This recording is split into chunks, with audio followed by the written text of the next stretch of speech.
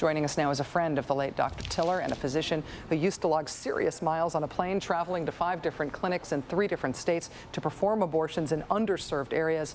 It's Dr. Susan Wicklund. She's also author of the book, This Common Secret, My Journey as an Abortion Doctor. Dr. Wicklund joins us from her clinic near Bozeman, Montana. Thank you very much for your time tonight. Thank you for having me, Rachel. I have to ask first, just as a friend of George Tiller, for your reaction to his murder. Well, the time since this happened yesterday has been filled for me with sadness and rage and outrage, and then back to sadness again. It's been hard to work. It's been hard to function. Today, many emails and calls from friends and from other colleagues trying to figure out what's going on where, when his service might be, when we can come and all grieve together. And then I just sit in a corner and cry. It's been a real hard day. Do you think that there aren't more doctors providing abortion services in the United States today because they are afraid that they will be killed, that they'll be afraid they'll be targeted for harassment and violence? How could they not feel that or be afraid of that? Of course, that's a concern for anybody that's chosen to provide this very common procedure for women. The most common procedure we do in the United States when you look at minor surgeries.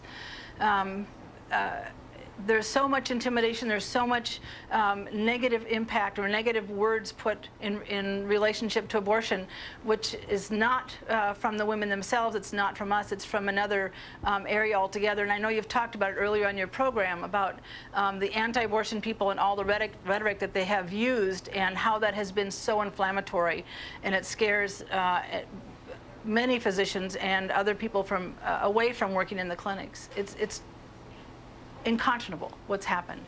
I know that after years of doing so, you're no longer traveling to states to perform abortions. Is there still a need? Are restrictions on availability getting worse or getting better?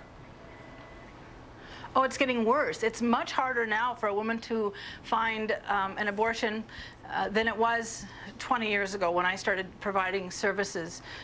You listed a lot of the restrictions, and they have had a huge impact on women and on the clinics themselves, and have closed many clinics, unfortunately, and the number of providers has dropped dramatically in the last 20 years. As you mentioned, we have a huge gap here in the Midwest. There's only a handful of us in Montana that are providing abortions, and some of the clinics in Montana only do abortions, twice a month.